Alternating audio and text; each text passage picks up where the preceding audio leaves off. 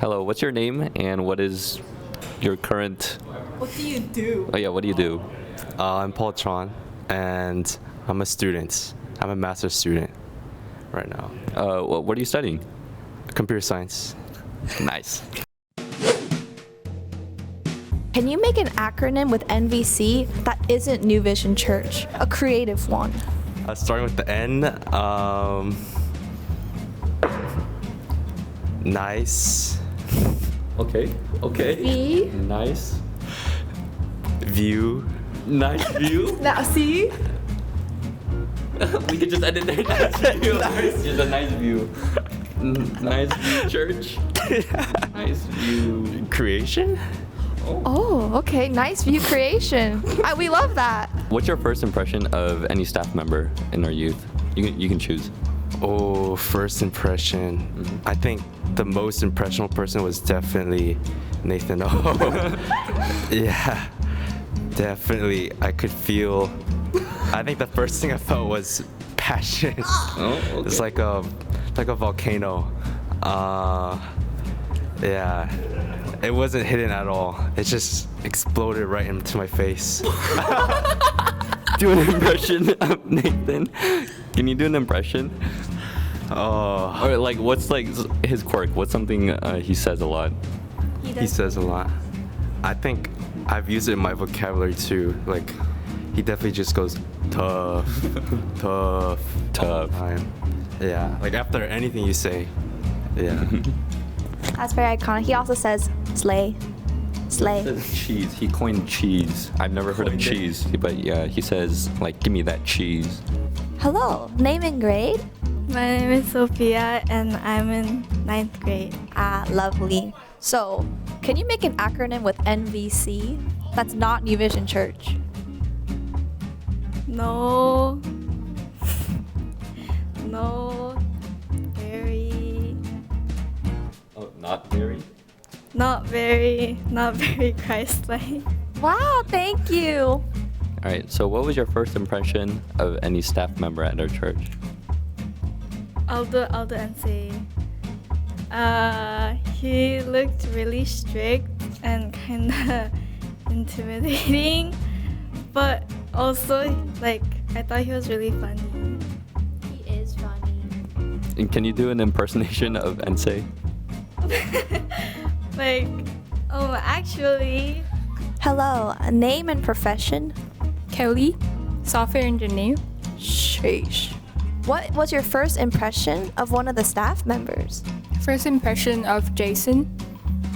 I thought he's like been here for a long time. And I don't think he's my age. Oh, but he is your age. Yes. Wow, I see. Now, can you do an impression of Jason? Can you act like him? Oh, I will. Oh, the laugh. Okay. Jason laugh? Or he has like two laughs. One of them is his really deep one. He's like, or that screaming laugh. He goes, My name's Christopher and I'm in the 6th grade. nice. We got a junior hire. What are some of your hobbies? I do golf and that's kind of it. Okay. Golfer. What's your first impression of Pastor Julie? Well, I think like wow, I guess because everybody everybody likes her and everybody's like talks to her and nice to her, so I think like she's pretty popular and stuff. All right. And if you're to do an impression, or actually, can you show? Oh.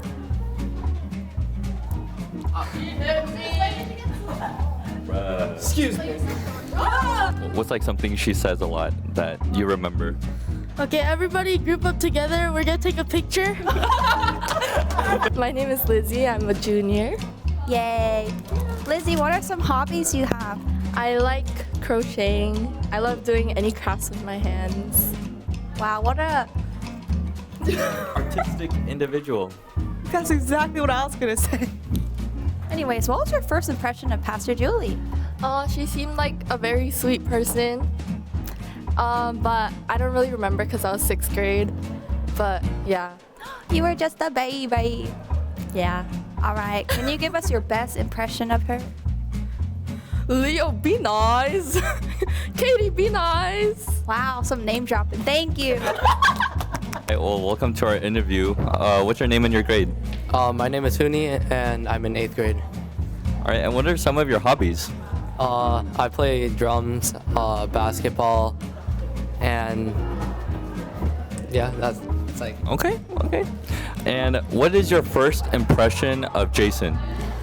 I thought he was PJ's brother. I thought he was like a really. I thought he was like really like big for like, cause he like works out a lot. I was like, and then I told my brother about it, and he's like, oh no, that's one of the like teachers for like the youth staff. And I was like, oh really? And then during retreat, I was able to first talk to him there. And can you do an impression of Jason? That's right. What?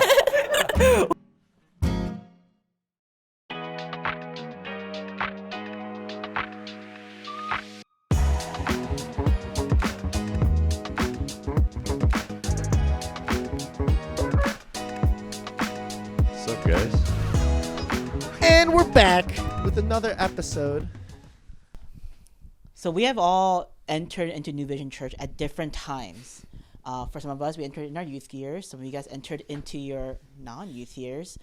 And I just want to start off by having us share, when did we came to New Vision Church? And also, when you guys actually met our NVC youth community, what was your first impression of them? So who wants to start on this one? I think the newest members should start. Oh, that's me. Oh. Yeah, I can go. So first instance of meeting NVC youth kids was 2021 summer retreat. 2021? 2021 summer retreat. Sola Scriptura, I believe. That is No, our Sola upcoming Gratia. summer retreat. Sola Gratia. Grace Sola. Oh, Grace Sola. I was like, yes, wait, yeah, we yes. haven't done that one Sola yet. Gratia. Ah, shoot, cut that out. But yeah, that was my first time meeting Pastor Julie, meeting the youth kids, but I hadn't met these two guys yet. But yeah, I mean, it was chill. Y'all were kind of shy at first, but you guys kind of opened up pretty quick. Yeah. Okay. No, in my head I'm thinking, wait, I don't think it's 2021. I was thinking 2022. 22? Oh, yeah. okay. So that makes more sense. Yeah, that Yeah. makes a lot more sense. And Wait, also- yeah, I'd moved back from Illinois, so it's 2022. Okay, 2022, yeah. Yeah, but that retreat was really great, just because youth. For those you who were there, like it was our smallest retreat. You guys know why it was great. Because of the timing of the schedule, but at the same time, yes, I think it was such a small group that we're able to bond together and get closer together. But also, I think through that, I got to know Nathan, and I remember I asked Nathan, because I didn't know who Nathan was at the time. I just asked Yechan, like, hey, can you, I know he can't make it, is there someone that I could bring in, like, that could lead? It's like, yeah, there was this guy named, I think his name is Matthew, and I'm like, okay, Matthew, all right. And then I reached out to him, but he said he couldn't make it because I think he was getting married. And then Matthew said, Yechan said, if not Matthew here, I know this guy named Nathan, like, and then he might be good. And I'm Third like, string, okay. baby. Yeah. I was like, he's not even set. Oh, bro, the Lord provides, though. No, but the thing is, and then we talked a bit. And I'm like, okay, he seems pretty cool, but I'm like, I want to know like how his voice is when he's singing. So I did ask him to submit a song. Do you remember what song he sang? Yeah, I sang Psalm 90, the chorus, Yeah. in my bathroom, in my dorm. Or It my sounded like it was a apartment, bathroom, yeah. or some 'Cause natural I wanted reverb. that I wanted the reverb. So I sent it, and yeah. If we get 200 members of youth in our Discord, then I'll post that Oh my, that'd be recording. hilarious. Wow. I'm down. It's so 200 funny. members. It's actually so funny. Yeah. But I am truly grateful Wow. for that retreat, because through that, we got to get eventually our worship director. So, yeah, Nathan. And then overall, how's it been? Just getting to know our kids. Has your impression has changed since? No, it's more or less the same. I know most of the kids are sweet. Some of them are a little. How do we say it? Like some of them are flowers, where they're beautiful, and some of them are succulents, where they're still beautiful, but they're a little they're a little sometimes they can prick they're a little prickly sometimes, you know. But more or less, it's been good. That Anyway. was something. That was a great Yeah, analogy. succulents. Thank you, I was yeah. like, what? Succulents, There's yeah. a. All right. Thank you, Nathan. Let's go to our next newest member. Yeah. Bless you. Bless you. Thank you for cleaning my shoes. Okay. But yeah, I came to New Vision for the first time in the late summer of 2022. So around September time. Bless you. Bless you. So yeah, I came based off of a recommendation by Pastor Julie, because if you didn't know, she was my old youth pastor. Nepotism. Anyways, yeah, I was looking for a new home church right after I graduated college, and she did recommend New Vision as one of the churches. So yeah, I did end up coming here, and I did end up committing to New Vision as my home church. Yeah, but I think the youth kids, first impressions. First youth kid I ever met was Claire, because she just happened to be in Pastor Julie's office when I went to go visit her. Right. And then, yeah, very sweet. She just said hi and then was very quiet after. But Pastor Julie, I think it was either Chian or Katie that like ran into the room later, and then Pastor Julie was like, "Go bring all of the other praise team members." And then that's how I met like 5 to 6 more of them. I don't remember like who they were specifically. I think it was like mainly the praise team sisters. And I found out that a couple of them played bass, so I was like, respect. And then 2 of them just dropped it for some reason. Weirdos. But, you know, it's okay. But yeah, I think after that, I think overall youth impression, very loud but very energetic, and they seem to be very passionate about church. First time I met them was FNL, I think. It was the cook-off that we did. Had the opportunity to help out there. And, you know, look at me now. I'm planning these events, so. Nice. Yeah, I think very good impression. I don't think anything was very bad. I think the closer I got to the kids, the more of the ugly side I got to see. But we're talking about first impressions right now, side, so right? The yeah, that prickly succulent side of Succulent, that. yeah. You know who you are. But yeah, overall You good. know. Overall good first impressions. So I'm sure just seeing the ugly sides of them, it has really has really deepened your love for the youth. Correct? We're working on it. We're working on it. I'm like trying to see if I want to water these succulents or not. Wait, if you water them, don't they like drown? Exactly. Oh, exactly. But, Keep but, your but space. like if you don't, they die. They so, die. you know. Oh. So you want to like nurture them. Yes. I'm thinking about it. Prayerfully considering. Prayerfully considering, yes. Yeah, but I think we did share in some conversations about how, you know, it's through that first FNL, that first Friday gathering, that really to a level that kind of locked you in just to like commit to the church, just because, you know, that's not, it's not because of me or any of us or even the youth. That's really God, really working in your heart to, you know, to help you settle in the church that God knows that it was going to be the church that you're going to do life with, and also the church that you'll eventually serve in. So it's great. All right. So Ensei, let's hear about you. Yes. I forgot what year I came to New Vision, even though I had all this time to think about it. But I was in 7th grade. That's what I do remember. Back in 19... Nah. No. It was, well, I was going to do the math, but I gave up. But yeah, 7th grade, and then I stayed here until graduate high school, and then went to college in Illinois, so I couldn't really be here. But I did try to come back for the youth retreats. So this was before Pastor Julie was the youth pastor.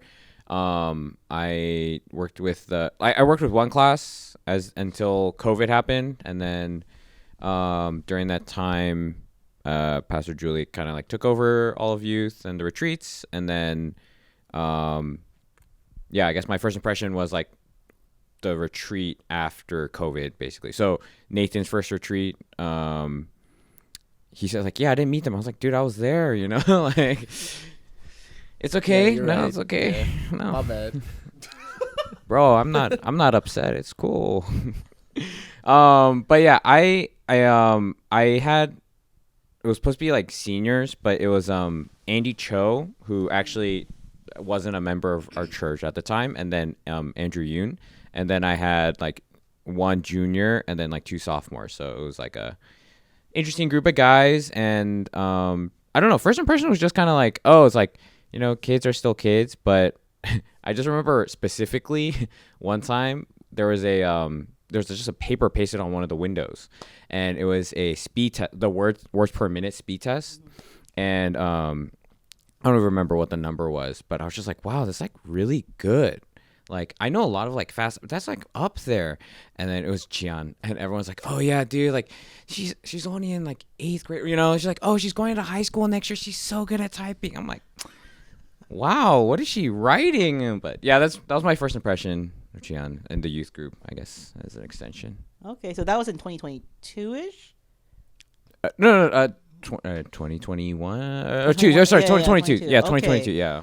So that's your first impression when as you're coming out of COVID, and that's your impression of the youth group, which is actually a very interesting thing because I do believe that our youth group has changed a lot from 2020, right before COVID, and then post or it's pandemic, but like when we're coming out of COVID, the youth group dynamic has definitely changed. So I think your first impression is quite interesting, just because you're seeing the youth group of how, like, what came out of, like, what sort of youth group is coming out of post COVID. But yeah, it's great that you joined NVC in 7th grade. Was because I know that the history, for those who don't know, the history of NVC is that we came into this building like 15 years ago, and then but before that our church was in East San Jose near Happy Hollow on Center Street. Were you there at that time when it was when it was called KFBC, Korean First Baptist Church, or was it New Vision at this building? It was at this building. Okay. We had visited the other location a couple times while my parents were church hopping, and then we actually knew the EM pastor at the time. Mm-hmm. So when they moved, my parents were like, "Oh, like let's check out this church," and then they stayed, and you know they make all the decisions. So of course, yeah. I know it's maybe just a minute, but do you remember your first impression as a 7th grader, just coming into this youth group? Yeah. Sorry. I always remember walking into back then it was like junior high and senior high separate worship services. So I remember walking into the worship service at what is now Vision Chapel, and back then like the lighting was much different, so it was just like completely dark except for the stage light. And this is like my first time, you know, going to this church, and it was the first time in that kind of setting. So I'm like walking in, I'm like, yo, it's like dark, you know, like I don't know, like, yeah, it was like kind of hard to see the chairs, yeah, and I was like, and like I don't know if it was like just the churches we had gone to or whatnot, but like I wasn't super familiar with the songs, so I was just kind of like I'd never heard of Hillsong United or anything at the time, so I was just like, dude, like, what is this church? You know, it's kind of crazy, you know, it's like pitch black, these crazy songs, like an electric guitar. Like I was used to like the typical. Actually, I think before that I was, you know, it was actually a house church with like 5 families max, and so, you know, just like my dad playing acoustic guitar for all of us. So like going from that to that, I was like, this church is scary. That's definitely a huge culture shift. Yeah, because usually house church is a little bit more homey and well lit, because it's like mostly like a house church, and then going into like I don't know, a scary experience. Yeah, it was scary. All right. But it had a basketball court, so you know, I loved it. True. That negates everything. Yeah. I'll go to the next oldest member. So for those who don't know, I remember when I came in, the year that I came into NVC, it was 2001. So it's we have one of our we have our person that's doing our recording is someone wasn't born then. is shocked because That's actually when I was born. You're born in 2001? Yeah, 2001. Oh, yeah. And you were 1. I remember. You were born in 2000. 1. What? How old were you in What? 2001, Ensei? Oh no, 2000. But I was 1 year old. 5. I was 5. Yeah. So in 2001, right after I graduated 8th grade, my parents and my family and I, we moved to what was then called Korean First Baptist Church, and that is what is now NBC. And I remember, because I came from a church that was a little bit more small, like about like 50, 60 youth kids, and then going into this church that is 200 plus youth kids, it was first a culture shock in terms of size, but also I remember the first thing I thought of, wow, like, well, I actually did not want to move. I did not want to move because it was my home church. I had friends there. I had like my mentor there too. But there were some things that came up where we were kind of forced to move. And I remember when I first came, I think the fact that I already hated moving, my impression of New Vision was or KFBC was already kind of bad. But it didn't help the fact that KFBC was it felt like school. Like there was cliques. There was this one girl that came to say hi, be nice to me, and then she led me to where the classrooms are, which is now the mission house, where right behind the parking lot. That's where the mission house, and that's where all the classrooms were because we didn't have space. And she led me there to where my class was, and my class was like 20, 30 freshmen. And I didn't know any of them. Crazy. So it was hard. And I remember like after service, I would for a while it was Sunday school and then service, and then after service I would just stay away at my parents' car because I didn't want to talk to anyone because no one wanted to talk to me. So I remember my first impression of KFBC was not great to begin with. I had no friends. It was very like if you have a group of people that you know, then that's your group, and there's no there's like, if you don't have one, then it's like you're kind of like on your own. So I remember that it was cliquey. It was dark, similar to what you experienced. I remember our worship was in like the cafeteria at the time. Also, it was also the gym at that time too. So it was like cafeteria gym, and I remember that there was whenever they played music, there was a projection screen, but the projection screen was the only light available. So then we were singing in the dark, and I'm like, what is this? Like, where am I? And so I was a little shocked by that. So that was my first impression as a youth group, as a youth student when I entered in high school in freshman year. And then in 2018, when I came here as a pastor, it shocked me too because it felt exactly the same from 2001. Like when they're praising, it was dark. Like the only light was the stage light, and they were singing songs all in minor key. And I felt like it's like they're all like angsty, like very like lead me to the cross. Like, but they would not do the nice hopeful ending. It was just like it's very like sad. And then I'm just like, what? Like, do they know that Jesus is alive? Like, what are these songs about? Like so emo. And I also saw a lot of cliques.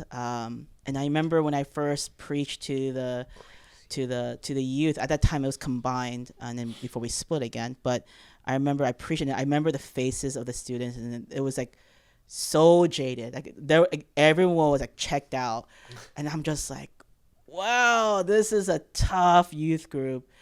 So I remember my first impression was, wow, this youth group is there's a lot of cliques, and worship was a little sad. But at the same time, I'm like, wow, this is going to be a very tough youth group. But I do want to, if God has called me to stay here long enough, that I do want to have them see, that my heart was for them. And then especially because the history of all the pastoral turnovers and all the things they went through, like it was understandable why they are like the way they are. So my heart was not like what's wrong with them. It's more of just like, okay, I can see why they're like this. And I think my heart went out to you guys immediately after that. So yeah, that was my first impression. And I'm grateful that by the grace of God that our culture has continued to change over the years and where we are now, and especially with our new staff and everything. I'm grateful that no longer do we sing as if it's Jesus' funeral every Sunday, but it's a celebration of his life and his glory.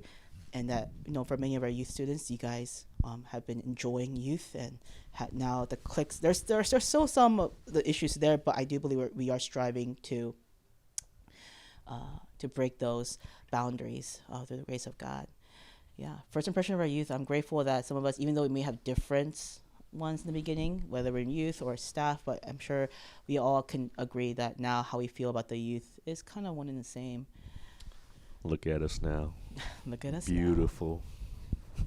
Some of us. Succulents and flowers. Yeah. Yeah. Good point. We shared about their first impression of our youth. let's talk about each other, guys. Let's talk about first impression of each other. So let's do this then. Let's share about let's point let's Point to someone. not a point, but how about this? Start with Jason. What was our first impression of Jason? Something a little bit more concise. Well, I just remember because he came at like end of September. I must have slept in that service or something because it's because I went to Korea like all of October. Yes. Sorry, it's my sins, guys. I went to Korea for all of like October that year, so I met him in November. So then, like I come back to church. I'm like, oh hey guys, what happened? Like, oh Paul, you had eye surgery. And I was like, what else did I miss? And Jason's like, oh hey, my name's Jason, you know. And I was like, oh, sup? And yeah, he seemed to like have meshed really well with like everyone while I was gone. And I was like, wow, like was he here the whole time? You know, like I'm like Play-Doh. What the? That's crazy. But yeah, no, it was just crazy. Like 1 month away, and I'm like, dude, this guy feels like he's been here for a while. You know, so Take over, baby. What about you, Nathan? Shoot, honestly, like for all of you, I kind of forgot. Like not in like I'm just my memory's not great. It's only good for certain things, like facts about bees, or Christian songs. But yeah, I don't even remember when the first time I think. I'll bring it up. Oh, yeah, when it's our turn to share about Nathan. But yeah, I'm not. I think it was. Make a guess and see if It was. I think it was when I first played, auditioned, or interviewed. I think we got dinner together or lunch together, all of us, something like that, right? Almost. Okay. That's as close as I get. Yeah. For me, man, Jason, you and little Jason. I know, little Jason. A decade ago. I know Jason since he was 6th grade. And at that time, I wasn't his pastor. At that time, I was a Sunday school teacher, and I was being transitioned into being a youth pastor. So I just remember Jason being so cute. I remember Jason being super, what do you mean cute. used to? Yeah, that passed. I think it's because it's not just because, you know, in the junior highs you guys are always like adorable in your ways, but I think for me, I remember Jason in one of the retreats that we had, one of the counselors was talking about, like, dude, I have a student, he's so adorable, his name is Jason, and he I guess in their small group they were sharing, and you know, junior high kids generally, you know, we don't really share much deep stuff because it's just understandable. You guys are not at the stage to think complex or take your faith more seriously. But if you do, great. Sorry, I'm not blaming you guys. That's not. But I remember his counselor was like, I guess his class was like rough, like being just rambunctious. But then Jason like told his class like, God, we need to talk about God right now. And That's then right. he set the tone. And then when the counselor sister all heard that, we went, oh, like that's that. Who's that? Jason? Okay, and then ever since then, This was in 6th grade. His voice was actually the grade, same level too. He was like, guys, we need to talk about God right now. It's God time. Hey, 100 more followers on Instagram. I'll post a video of Jason when he was in 7th grade, being Psy. You're gonna hear me squeak. But yeah, I just remember Jason always has a huge heart for his friends. Just love church. I think that's something that I've always remembered with Jason when my first impression of him. Yeah, and I think that's something that still kind of echoes into even today, like how you just continue to love the church that God has placed you in. So yeah, I think that's something that I remember of Jason. Yeah, let's talk about our first impression of Ensei. I think this one I could start just because I remember when I first came, I met Ensei in 2018 when he was a counselor. And at that time, being a new pastor, it was hard for me to, be comfortable with the new leaders and the new staff. And I know that everyone had their own, again, it's a little bit of a division. And I know that the leaders also were grieving from losing another pastor. So I kind of gave them space and everything. But Ensei was one of the few I remember who approached me talk with me, and at first I'm like, wow, like this is a nice guy, and then later I found he was going to Illinois. I'm like, oh, okay. My bad. One of the My few bad. leaders, one of the few leaders that actually talk with me is leaving. So I remember that you were being approachable, and that's something that I still remember to this day. That you're always welcome to just talk with anyone who's near you. So I think that's my first impression of Ensei. Yeah. Well, Nathan, do you have any memories? Ball. We played ball together. We did, yeah. I think like a few times. Yeah. That's. I mean, he drained some threes once in a while, but I remember he had the unstoppable hook shot in the paint. But that's kind of it. Yes. Yeah. It's okay. No, I remember the time we first met, but it's okay. You Oh, forgot. Wait, no, but don't take it it's everyone. Yeah, no. Everyone's. Because I'm so focused on the now. Yeah, and the Lord God. Amen. Yes. Man of the present. That's right. Yeah. Jason, what about you two, Ensei? My first impression of Ensei, I think like Ensei shared earlier, it was around like early November when I first met him, and it was right before FNL that we had.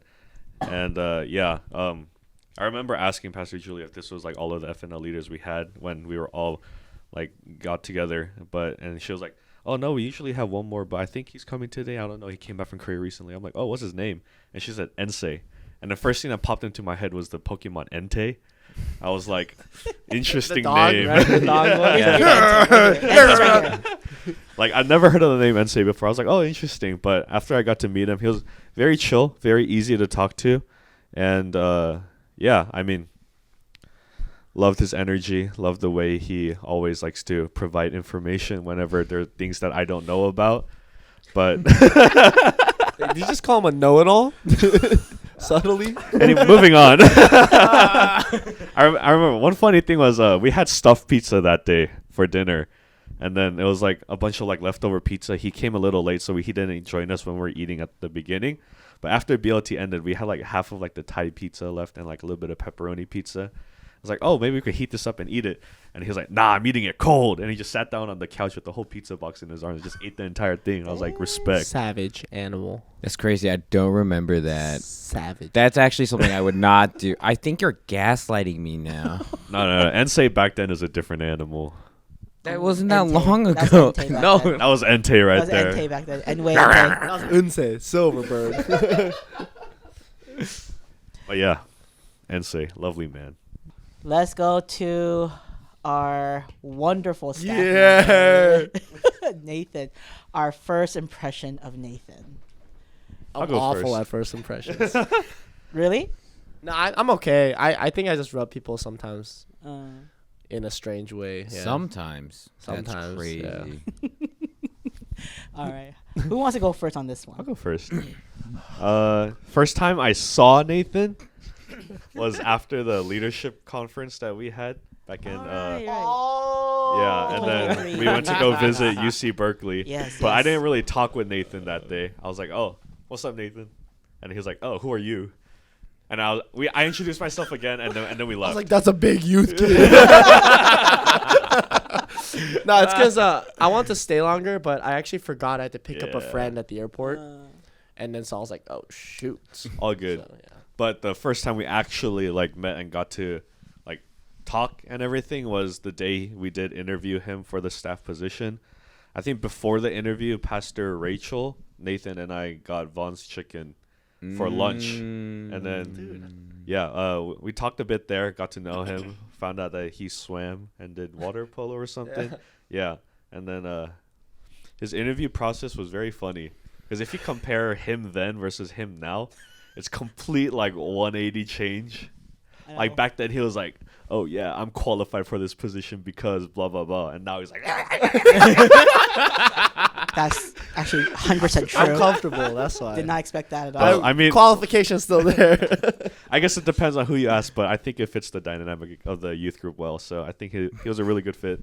But yeah, very nice guy. I very- completely very forgot cool about guy. that Vaughn's chicken lunch. Delicious. But I remember now. Yeah. For me, for Nathan, I think it's the interview where I had to interview about praise leader in terms of retreat, and and I remember like, oh, this guy's pretty professional. Like, all right, he's pretty responsible for a college student.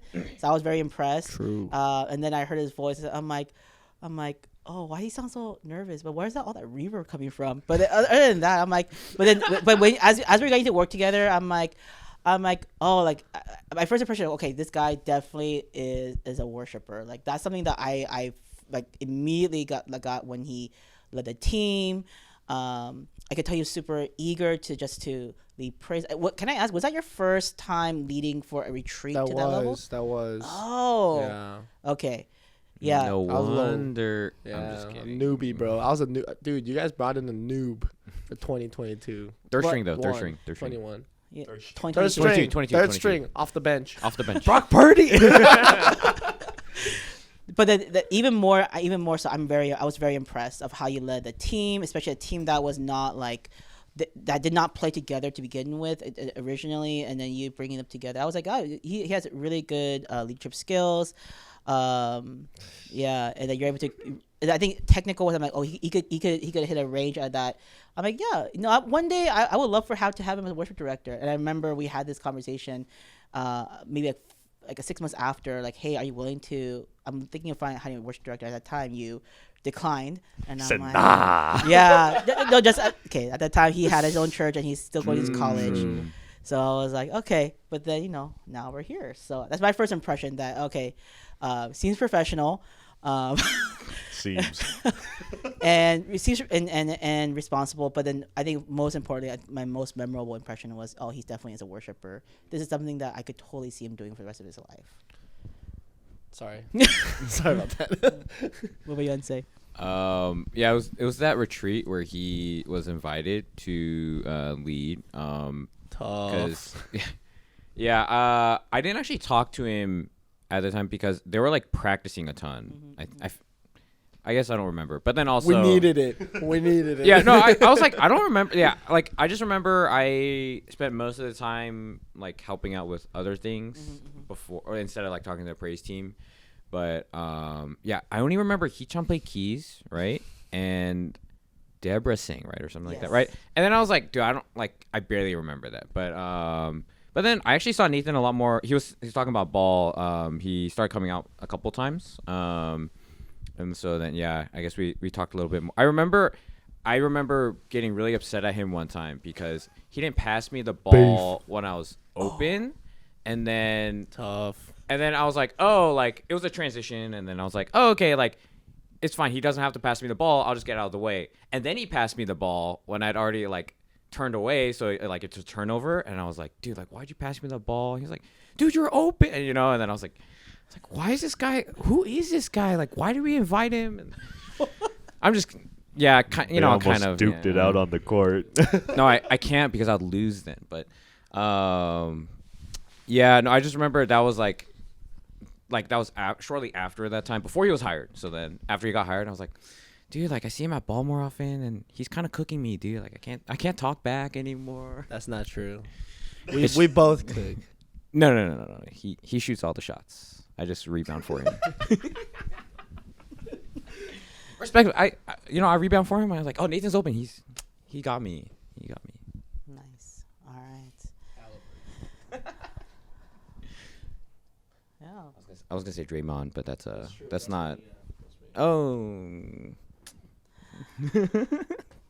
Okay, we gotta do the upload. We'll go to the last one. Yeah, your first impression. I've been hearing a few things about my first impression on people. I heard a lot of the junior hires. You guys are quite scared of me. Fear me. It's okay. I think you guys always start off with fear. That's okay. But I'm actually curious about you guys on your first impressions of me, which is actually at different times. Yeah. Did you fear? Oh. Can I ask? Like, were you scared of me when you first met me, or remember the first memory of me? I could just share right now. Back when I was a squeaker. Yeah. I don't really remember anything of Pastor Julie from 6th grade, but starting 7th grade when she did become our new youth pastor, I don't think I was really scared of her. I didn't really like care or know too much about like church leadership. I was just like, oh, this is the person who's just gonna be giving messages on Sundays now. but I was just too busy just hanging out with friends back then.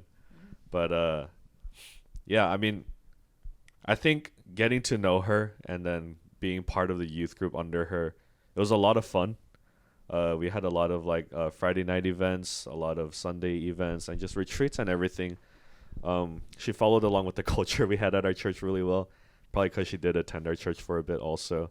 But yeah, overall really good. I don't think I was ever like scared of her until like obviously like if I needed to be rebuked, I've been rebuked. But other than that, I mean, very nice youth pastor, always ready to be available for us, very caring for us also. Yeah. I was close with her brothers also, with Eric and Jeff, and they were very fun to be around with. So her entire family was just always like, was always a good time to be around them. Was my brother Jeff your leader at one point? Or like Sunday school teacher? I think Jeff, he was a Friday night leader for me, and then Eric was a retreat leader for me a couple of times. Yeah. I think something that's unique about Jason and our relationship is that in our previous church, which is also my home church, that it's funny, the church that I first pastored was actually the church that I was born and raised in, and that's how I met Jason. It's like it was a family church. That the culture that we had was family. Like it doesn't matter what grade or life stage we're in, we can just hang out, go to 7-Eleven or go to McDonald's. I actually fed you guys a lot of junk food. But anyway, we would spend a lot of time together in that way. I think that's the kind of culture that I try to translate in some way through NVC. So maybe that's why it felt a little bit okay for you to be settled into our church too. Yeah, definitely. Yeah. What were you answering? Oh, okay. Sorry. I didn't know. I was just enjoying that wholesome moment. Sorry. I think it was at that retreat that, because you said you joined in June, and then it was like right before our summer retreat, right? Yes, it's a petrified retreat. Yeah. Oh, it was petrified. No, I was like, yes, that was the name. I did not pick it. I couldn't remember the name of it, but we did get stickers. It was really cool. But what I do remember was it was at the place with the Noah's Ark, that one, right? Yes, that's actually the same retreats that we're going for Sola Scriptura. No way. Yeah, Look full at that. circle. In a couple of months. But yeah, back to my first impression. I just remember that retreat. I was still with the boys I would be in counseling, and two of them had like some beef, and so I just remember I was like, I talked to one of them, and I was talking to the other one outside the cafeteria before like dinner time, and then like.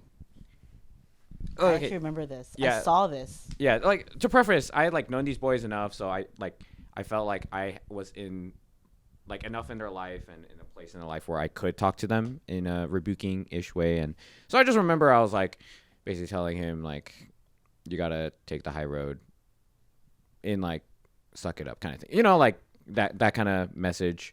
And then I remember I just remember Pastor Julie afterwards like, oh yeah, I'd say like kind of rough around the edges, but yeah, so like it's good. So, like something like that. And I was just like, I'm rough around the edges? What is she talking about? And then I was just like, I'm so confused, but okay, sure. And but okay, I remember this. I think because the way that you were talking to that student, I remember who it was. But It was Arthur. I didn't know. I didn't. You didn't say the name. Beep. Okay. Anyway, I remember I didn't know you guys were that close. But if from a third party view, I didn't know any of that. You were kind of brash with him. So this is true. It was kind of like tough love. So at first I was like, why is this leader being really hard on this student? That's why for me I'm like, oh, you seem like a little rough on the edge, but I appreciate your being willing to NC talk. style. Yeah. No, I was just like, oh, rough on the edges. I guess, sure, but that does make sense. Yeah. I like my version better, you know, but it's All right. Okay, what about you, Nathan? Very professional setting. Because I was hired, or like our first interaction was the retreat where I was hired, so it was pretty chill. Logistics good, meetings good. Yeah, I will say though, and I think Jason can testify because he has known me the longest. I have gotten a lot more professional being here at this church, just because. Definitely. Just like me. Yeah. Anyway, I think the way that the church culture is that professionalism is a big deal. So that's something that I do have to like change the way that I do ministry. So even when I met Nathan at that time, it was very like I have now been more accustomed to the culture in church, where like it's just a lot of logistics. My administration skills are so much higher and better. Yeah, but it's very different from how I did church when Jason was a youth, because it was a home church. It was much smaller. We had room to just be a lot more casual. So. Can I ask how big the youth was at that home church? Biggest it ever was when I was there, probably maximum like high 40s, low 50s. Which is pretty big. It is big. No, Yeah. it's just. Mm-hmm. Yeah, so I think just coming from a home church where we did life in that way, familial style, and then going to this culture or this church size was a big thing. I realized I cannot do the same way I did before, because honestly, back then I could meet with all the kids in 1 month easily. It's like one or two a day, easy. But this one, like, sorry guys, I wish I could. That's one of the things I enjoy with youth ministry, doing life with and doing one-on-ones with students.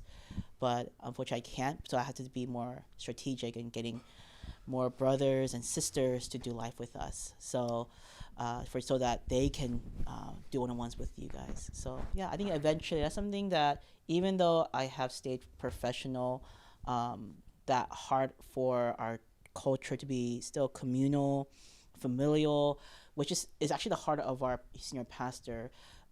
That is still going to be the core of how we do ministry, and hopefully we feel that in some way or form, and hopefully you guys do as well. Hello, name and occupation. Hi, I'm Zion. I'm a student, or going to be a student, yes, in graduate school. What are you studying? I'll be going to medical school in July. Yay! A doctor. What are some hobbies you have? I like to play basketball. I also like to take naps. Is that a hobby? Sure, we'll count it. So, what was your first impression of a youth staff member? Yeah, I think I'm gonna go with Pastor Julie. I think I first met, or not really meet her, but I saw her first in like 2019. I briefly visited this church, and I think it was when the sisters were cooking for the brothers, and she was like cooking the budae, and I was like very impressed because she was handling like 4 different like pots of budae. I was like, wow. She is very good at this. And I took a bite of the food and I was like, dang, she's really good at this. So yeah, my first impression was like she's very capable. She's a great cook. And she was very welcoming. I felt very welcomed. Yeah, I was the first time comer and yeah, it was great. Can you give us your impression of Peach? Yeah, I'll try my best. All right, guys, tonight I really just want to spend time in the Word, and just with these youth kids, I want them to see and meet God, and I just really want them to have a time where they can really have a good time and just have a time of just spending time in the Word and have time. Yeah, like. Wow, that really took me back. Thank you, Zion. You're welcome. Hello, what's your name and your grade? My name is Isaac and I'm in 6th grade. All right, and what do you bring for today's BLT cook-off? Right, 단무지, basically kimbap ingredients. What's your first impression of Nathan O, our staff member? He says slay a lot, so Can you do an impression of Nathan? no, that is beyond my physical reach. All right, welcome to our interview. What's your name and your grade? My name is Nadine and I'm in 8th grade. What are some of your hobbies? I like to draw and I play the cello. Oh, nice. Musician and artist. All right, what's your first impression of Jason, our staff member? I don't remember clearly, but I remember he was really bright and he was always like smiling when he waved at us. All right, so cute. And can you do a good impression of Jason? He's always like, hi. He's really sweet. Very friendly. Hello, name and grade? Sally Lee, 9th grade. Nice. So Sally, what are some worship songs you've been liking recently? I really like Build a Boat by Colton Dixon. It's nice. Build a Boat? It's a worship song? Mm-hmm. Ask Martin. He likes it too. Martin, okay. We will ask. We will. Can you recall your first impression of Ensei? He was really like, slay. Like his. Are you sure that's Wait, no, like no, his voice was like, Actually, That's right. Uh-huh. yeah. Wait, that's good. Yeah, he just sounded really sassy. What's your name and your grade? My name is Seiyun Kim, and I am a freshman. Freshman. What are some of your hobbies? Oh, hobbies? I like to play video games, but not that often. And I also like to play instruments. I like music a lot. What instruments do you play? I play piano and baritone saxophone at my school. Then what's your first impression of Nathan? Okay, the first time I saw Nathan was like at a retreat, I'm pretty sure, and I think he was one of the praise leaders. And so I just thought he was like a regular like guy. I saw him on stage, and then during mealtime, he came to our table and asked us what our favorite smell was. And then he asked what our favorite toe was. Oh. And that was pretty awesome. He's a pretty cool guy. That must have left a strong impression. All right, and can you do an impersonation of Nathan? Yeah, okay. When our praise team meeting would start, he'd probably go, hey guys, cut that cheese out. That's a great impersonation. What is your name and what do you do? Hi guys, I'm Clara. I'm a college student. I'm a bobarista, and I'm the teacher for the top 10th grade girls. Woo! What's your first impression of Ensei? All right, so I knew Ensei when I was in like middle school. He was the counselor for my grade boys. So I always knew him as this like counselor who was kind of like unique. He just had a vibe to him, a great vibe. So I'm so glad I got to know Ensei more. We roll it. All right, what's your name and your grade? My name is Martin, and I'm in 10th grade. All right, we got a sophomore. What are some of your hobbies? I like to play video games, like to play basketball, and read from time to time. You read? Okay. What was your first impression of Jason, our staff member? I thought he was pretty scary, but once you get to know him, you realize he's just a giant teddy bear, and he's super nice, chill, really fun to be around with. Nice. And can you do an impersonation of Jason? Hey man, hey, what's up, guys? Okay. Can you send a video message to Pastor Julie? Hi. Thank you for caring for the youth for a lot of years. Yeah, you're the best. Oh, any words or regards to Nathan? I love you, Nathan. Can you say it back? Okay. That was for you, Nathan. All right. Any words you want to say to Ensei? Thank you for informing me that you can have a whole grilled onion at In-N-Out and well done fries, because I hated the soggy fries there, and that was a completely new revelation for me. So thank you, Ensei. Send a video message to Jason. Jason, I hope you know that I'm so very thankful that you are part of our youth staff, and I hope that you can keep it up. Know that we all love you, and we love you for what you do for us. Thank you. Wow, thank you. Talk about And we're God. back. Last time on Dragon Ball Z. All right, so we are going to be answering one of the questions that you guys actually submitted. And this is actually be one of the main topics for the second part of the podcast. The question is, staff, if you have you ever considered giving up on your faith altogether? Why or why not? What kept you going? If yes, what is a virtue you can constantly call upon during hard times to keep you going? So this is a very heavy question, but I think it ties into the topic of growing in our faith. Realistically, faith growth is not a natural thing. It's hard, and it's something that's a journey, a lifelong journey. Even as adults, that we have a struggle with too. But I know that with youth, we could only imagine just how hard it is now, and we want to just take this time of our podcast to share with you guys just our just sharing with it from our hearts, from our perspective, the importance of growing in our faith. Like, why is it important to us for us to develop a personal relationship with Jesus on a daily basis. The struggles that we experience, even back then in youth, or even just now, and ways of what helps us to grow. So those are the things I think that would definitely kind of tie to this question of the student that I asked this.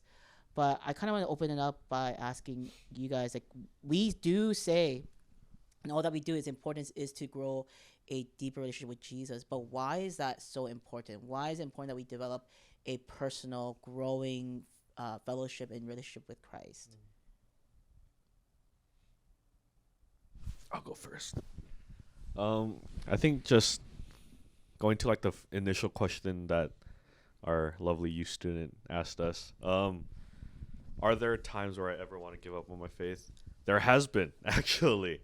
I think it was my freshman year of college. I was still pretty like immature in my faith, I would say, not really knowing a lot. And I think one of my biggest fears back then that I had was that I would like lose God completely, and that like my connection with him would be like cut off completely. And I think I was just really afraid of that happening. But yeah, I ended up going to the winter conference that Soon Movement held, Higher Calling, actually. And at that conference, I learned a lot with the new brothers and sisters that I met there. But during the last night, they were just like calling everybody up, like an altar call, basically, like telling people to stand up and pray if you were like struggling with anything.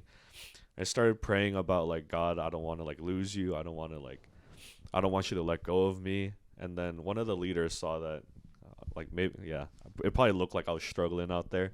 But yeah, he came up, asked me if he could pray for me. He did pray for me, and really thankful for him.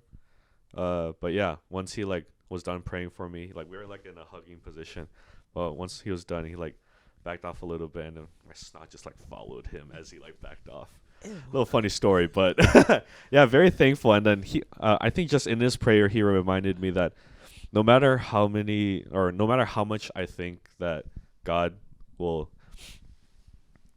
in my head, if I think God is gonna like cut me off or like leave me on my own, like that's all just like false talk, false information. Like God is always gonna be right there, right next to you. He's always gonna be willing to lend out a hand whenever you do need it. And like even if you like don't call for it, but you're struggling, like he's always gonna be there with you, providing you with that strength and comfort. So I think like just to reassure you guys, if you ever feel like that, please don't. And like if you ever just want to talk about something like similar, feel free to reach out to me. But going through that phase in my life definitely really strengthened my faith. And then after that, a lot of things have happened. But yeah, I think that was one of the most like critical points in my faith. I think that's such a great testimony, because that speaks on, I guess, you have a first-hand experience of why Jesus is so important to you. That in your darkest moments, in the time when you're in your lowest points, that God met you there. Like that speaks God. That's pure gospel. And I think that I think for you, it sounds like why is it important for us to develop a personal relationship with Christ. My first experience is that this is how great God is. His love is an encouragement, like how he encouraged you, how much he loves you, and how he provided for you. So yeah, I think it's something to always be reminded of the importance of like who Christ is, especially in the way that we experience him. Are you sure? Dude, I talk a lot. Just double checking. All right, he's knocked down. So what is it? There were a lot of questions there. And then I think you should, for anything that you believe in, you should like question or like have questions about it so that you can learn more, because like we get told a lot of things when we're younger, and like you should question it so that you can make it your own, right? And so I think in terms of like your walk with Christ, like personally, okay, sorry, there's so many questions, not enough time, but like we walk with Christ, like yeah, like I started in a Christian family and very like Christian upbringing, but then there are times where there are things like, oh, this is like really hard, or it's not something I like I would have like believed in, or like I thought would happen, right? Like, why is this happening, right? And so then like I kind of doubt my faith in that way. And I think if you don't have like Christ as your source and your motivation, then everything just becomes like a chore, right? And so then like oftentimes if something is like difficult, like you just like you can quit. Like it's like a typical, like not to say you should, but like if you're at work and it's like awful, then yeah, you can quit and find a new job, right? And like technically, right? So, but like with the like walk with Christ, it's different. It's like, okay, there's so much more you can learn, most likely, right? Because we all start from such a low understanding, and as long as we have that as our base, like, and move forward from there, it should be able to grow. Yeah, I think what Ensei and Jason has really touched upon is, if I could sum it all up, of the importance of why it's important that we develop a personal relationship with God, is because this is what God desires, a relationship where we can firsthand experience Him in times of our lows, where it's not meant to be a job or a chore. Like how God designed us to be, our relational creature. We were meant to be relational with God, and first and foremost, to enjoy Him, to experience all of Him.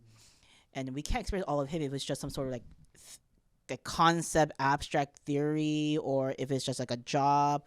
No, like God has created us to be have this intimate relationship with Him, as if it's as closer than a friend, closer than a brother. I mentioned this to some of my disciples, of how like when you say, oh, how are you doing with your friend? Like you're not gonna be like, oh, it's been great because we met 5 minutes a day. We shared 2 things to each other, and we did 2 nice things. Like it's like that sounds very like a chore thing. But when you ask, if I ask, hey, how are you doing with your friend? It's very much more organic. It's much more real. It's like, oh, I feel happy when I'm with them, or I feel sad because I feel hurt over in this way. Like there's a lot, like it's a very holistic thing, and I think that's what God desires for us, and that's why faith walk, like growing in our faith, is meant to be such an organic, a real holistic experience with Him. And when we know Him in His Word and know Him in prayer, it's not simply Bible reading or like just doing a checklist. Is that you're talking with God, you're conversing with Him. And while that's all great, like we know that for many of our youth, we know that, but sometimes it can get hard. Sometimes it gets hard we struggle with that. We struggle with, in our faith walk, sometimes it just can feel like a chore. It can feel like a dry season. It can feel, especially when life is throwing so many curveballs at us, it can just be a struggle in our faith walk. And I kind of want to just maybe even ask Nathan on this. Like, have you ever had times, because you seem like a happy guy, a very optimistic guy. Have you ever struggled in your faith in your life? Yes. All right, interview is over. Yeah, all the time. I think actually more often than not, it's struggling. Let me see.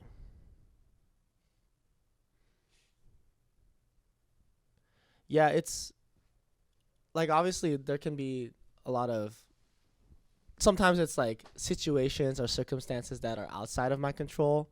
Like something in my family, something happens, like that can lead to me struggling in my faith in that season. And other times it's just me being lazy or losing focus, losing sight on the gospel and the importance of like daily spiritual disciplines. And usually that's just like that, like maybe family circumstance is more of like a just like a or like, you know, like you lose your job, like but then with like the kind of losing sight of the gospel and the goodness of God, that one's more of a slow sliding down. I guess we could call it backsliding, right? That's usually what we say, like backsliding in your faith. And there's so many instances where that happens. Even, I mean, honestly, this week was pretty tough. Not gonna lie, it's been a little tough. Kind of been busy. Also, I'll just blame my friend was over from the East, so not the East as in like the Middle East of like Europe, but like East Coast. But yeah, Mr. Hong. I was a little busy. Little busy this past weekend, and week with a wedding too. I didn't get married, but yeah, it's like, you know, life comes and I have the choice to stay disciplined and to stay faithful. But when I fail, like, you know, the repercussions, bro. GG. Yeah. Yeah. I definitely resonate with that too, and I think it's something that I could share of like, yeah, you know, for some of the younger listeners, you may be thinking, oh, because she's a pastor or because we're staff leaders, that for sure their walk with God is on fire. It's always perfect and great, but honestly, like Nathan said, more often than not, we do struggle in our faith. I think It's that's tough. Yeah, I remember a pastor once said that we don't like naturally stroll into sanctification. We stumble into it. We like even crawl into it because it is so hard. Because more than like the life circumstances that we experience, because yeah, you know, we all like you, I have a lot of family struggles, like for many of us, we maybe have our own personal struggles, mental health at times. But it's the daily stuff. It's like the daily just staying faithful to God. It's a daily of when there's the busyness of life or just the tiredness of life or the just everything just of. I think it's a day to day, the mundane parts of it, where how can I stay remain faithful? That's where it struggles for. Those are where my struggles are for the most part. And I think it's like the temptation to think like, oh, I can afford to be lazy today, or I can afford just to play games and binge watch Korean dramas just for today. Like it's like the idea I've earned it. Especially I've worked hard. Like I've earned it. Like I don't need to spend time with God. I can spend time with him tomorrow, or I can spend time with me just for 5 minutes and then just the rest do my own thing. It's that temptation is so real in my mind, especially with a job of a pastor is taxing on my body and soul. So it's like I feel like I can afford to do that. But when I allow myself to justify, oh, I could do these things like binge watch or binge eat or to do selfish things on my own, like it feels good in the moment. It feels like, oh, it's making me feel better. But at the end of it, it feels like I have kind of strayed away from the path just a bit. I think it's somewhere. I remember I read it in Hebrews. I was trying to find that this passage. If I find it, I'll just put it right here. But it speaks on it speaks on how like we are to like more the path, like stay anchored to Christ. And it's this imagery of how like in our faith we have to stay focused on God because the waters are choppy. And if you just let a boat just sit on its own amidst of the choppy waters, it's not gonna stay still in one place. It's gonna float away. So you have to stay like keep on like navigating the boat at all times to stay on the narrow path. And that's like a daily thing. It's a daily grind. It's a daily moment by moment intentional remaining faithful. And I think that's definitely is one of the struggles, like even when like life is just tiring, even when it's busy, is it worth is it worth just walking with God today? At the end of it, yeah, it is. Like honestly, like when I'm feeling when I'm like just tired or out like stressed and then tempted to choose either binge watch this or play games or choosing to be with God, I feel more regrets here, but I feel no regret when I go towards God. It may not be as instantly gratifying in the like the games and stuff, but it's so much more like nutritious to my soul. In the long run. In the long run, it's like fast food. Fast food feels good in the moment. That Taco Bell feels good in the moment, but don't do it, guys. It's not worth it. Live Mas. Ding.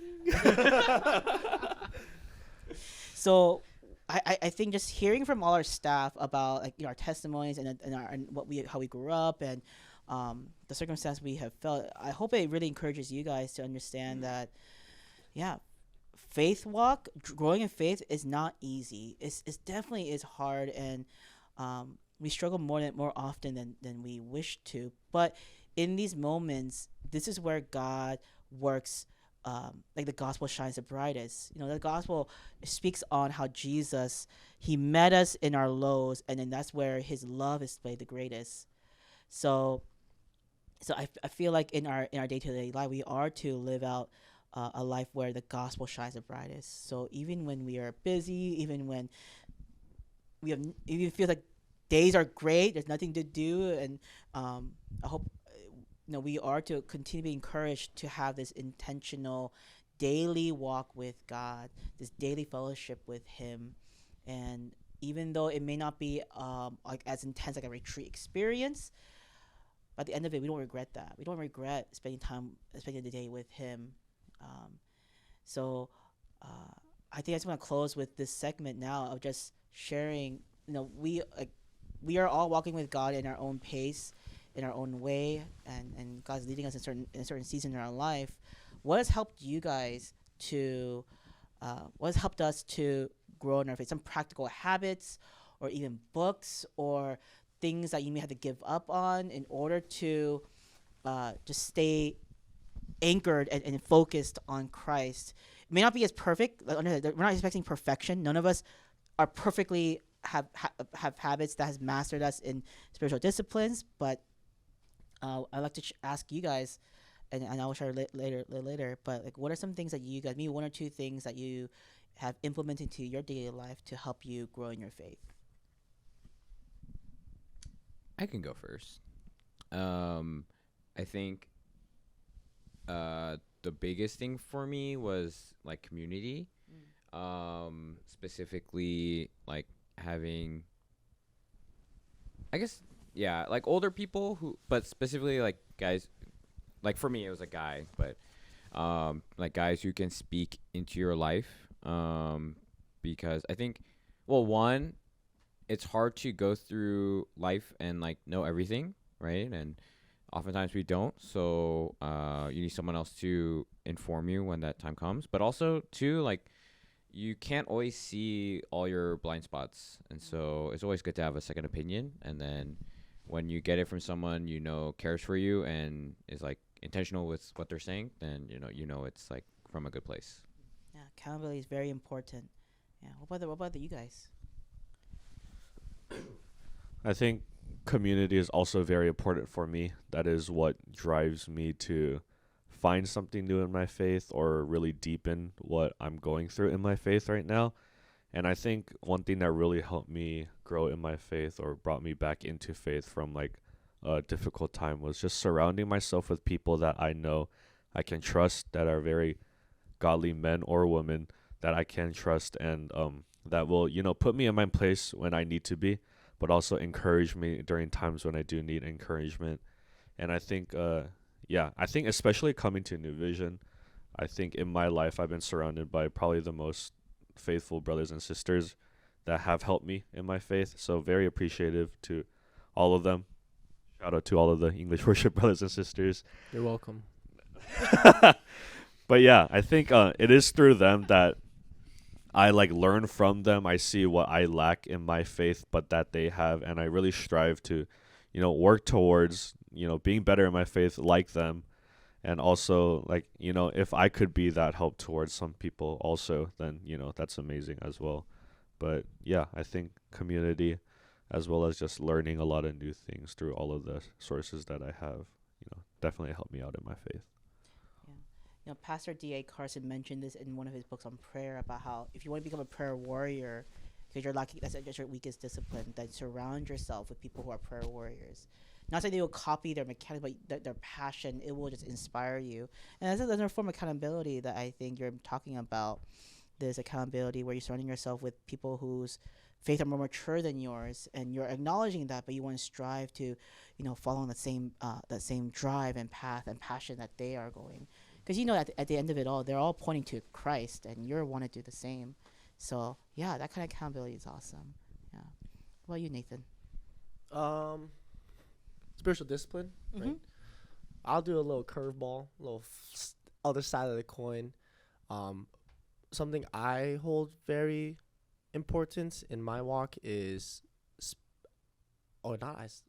alone time. Yeah, right. So I think mine is before sleeping, I just pray before at the foot of my bed, and that's a huge thing that I've seen like in real time, bro, affect my next day and the coming week. So it's something I hold really dear to my heart, and I really try hard to. Obviously, sometimes I just forget, and then I just knock out, because it takes me literally a minute to sleep. But like that's something I hold very dear, which is my prayer before bed. Yeah. I'm really glad you mentioned that, 'cause I think we do need that time just to be alone with God. I think it's like solitude. Yeah. Just to have that moment of silence with allowing Him to speak, not through His people, which God does use His people, but also God does speak to us directly. So solitude is a huge thing, and I'm grateful. And especially that, like, did you say that you put your phone away?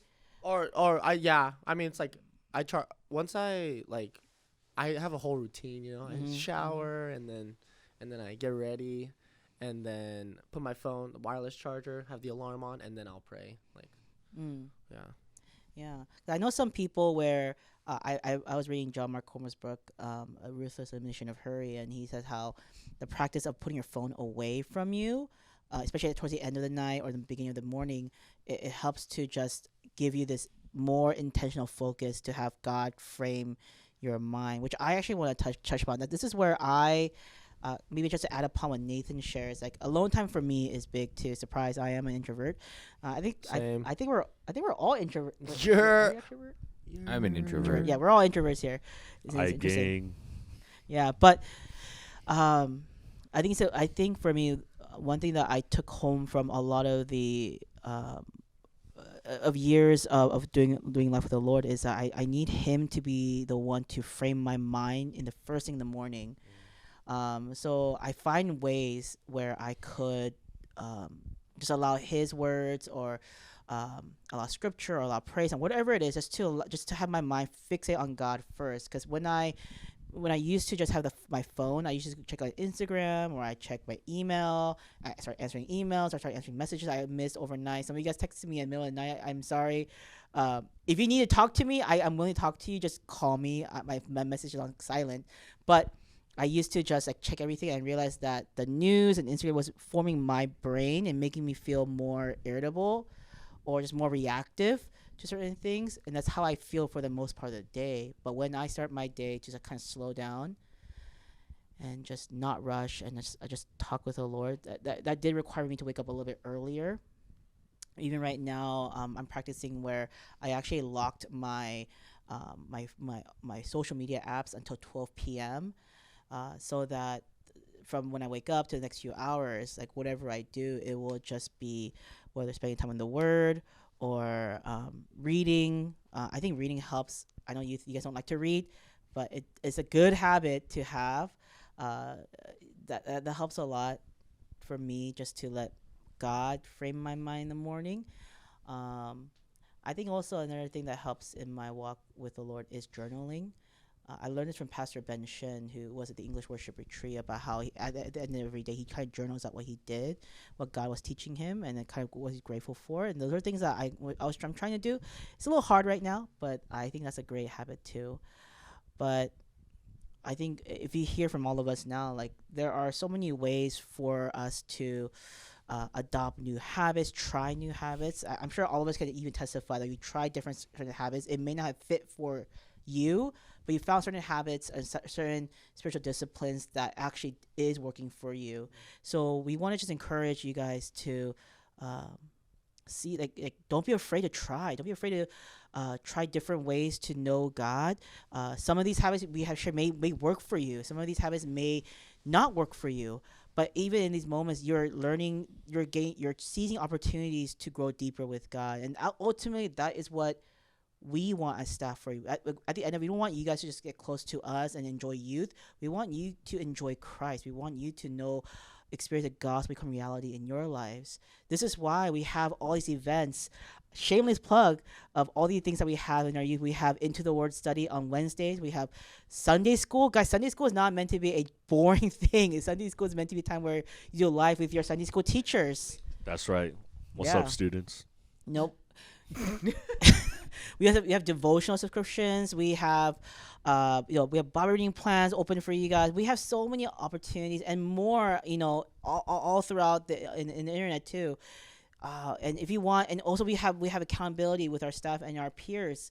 So many opportunities for us to grow in our faith. And my prayer for the coming weeks to come is that we can strive to be a youth group that just loves Jesus in the way that we worship him, yes, but then also the way that we know him, grow closer to him, and the way that we love one another in that way.